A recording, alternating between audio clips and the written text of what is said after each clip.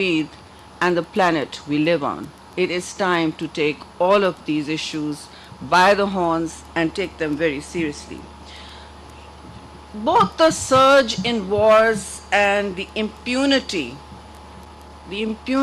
for crimes together pose urgent challenges for peace and security.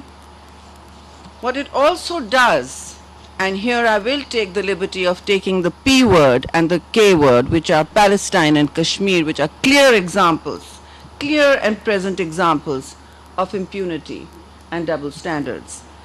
What they do is they delegitimize multilateral order and they challenge the rules that civilization and humanity should be counting on right now to bring the 21st century back to a world defined by universal laws, and I emphasize universal, climate justice and global economic equality, and for peace not to become a cliche that we bandy around.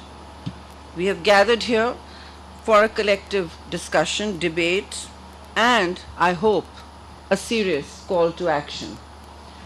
This is what parliaments do best, and I'm looking forward to PGA members coming here and bringing their views, their priorities, their insights, and their very valuable championing of rights across the world. This forum has successfully helped create an environment, in my view, that promotes change through discourse that accommodates from all over the world, particularly those that can navigate, that need to navigate differences between us. Because, ladies and gentlemen, differences are what is defining the rising conflict in this world, and it is up to us now to be seeking to build bridges between politicians, national and international stakeholders, as well as society and parliamentarians. The current conference, ladies and gentlemen, is yet another opportunity for all of us to play that role. Over the course of next 2 days, we will be engaging in open dialogue on a range of issues that includes furthering the progress towards establishing affirmative and effective international mechanism in the fight against impunity for international crimes. The word impunity recurs again and again in our minds, in our hearts, and in our living rooms when we watch TV every day.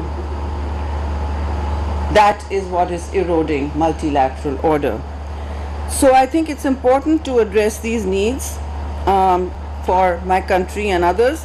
Two crucial improvements emphasize the need for this internationalization of criminal justice, which has been failing and faltering.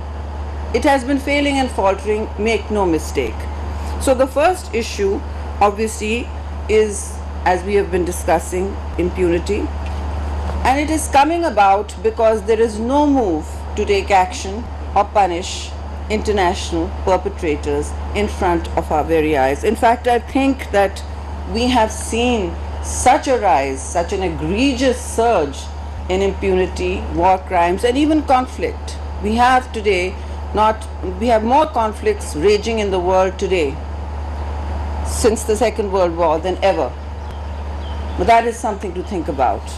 Those conflicts are not getting resolved, and it is time for us to consider why there are double standards that now are taking over the world. First, it was a search for universal laws, but today that is certainly not the reality.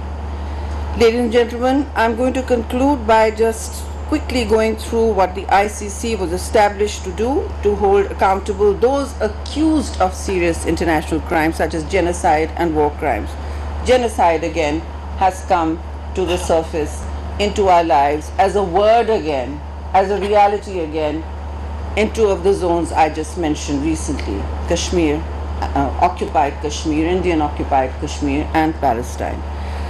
Yet, we are facing serious challenges in gaining universal acceptance due to flaws in the international legal structure, and complaints and concerns about inequality in applying laws impartially, and with fairness towards states. Concerns over the ICC's jurisdiction remain, particularly regarding issues that pertain to domestic courts, and they have led to many countries hesitating about ratifying the Rome Statute. We must acknowledge that any attempt to do so, move forward in terms of territorial integrity and sovereignty, would not perhaps be acceptable to many states. So what is our task ahead? Our task ahead is to look at ways in which universal laws can align suitably, effectively, democratically, impactfully with country laws that can move forward to free the influence and even the Security Council of power dictating how we proceed. That is what is happening in the world today. So these, based on our experience over the past 2 decades and the provisions of Article 13b and 16 of the Rome Statute, it is evident that the ICC lacks or needs independence due to the broad powers given to the Security Council to pick and choose. Now, I'm not going to take more time. We have many eminent speakers, 2 more before, and we have a long day ahead of us. So I just look forward to meeting with you all and a productive and rich debate and learning from each other, because that is the journey. That is the journey that all good parliamentarians are always on. Learning from each other, speaking to each other, and not at each other. Let us hope we can use these 2 days to align our hopes and dreams with what we have come here for. Thank you very much.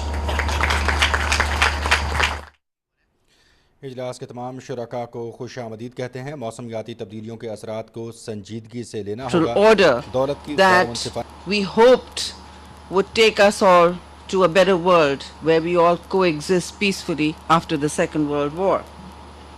Today, war crimes and genocide are on the rise in ways that shame humanity. They shame all of us. Economic inequality has created sharp pyramids of privilege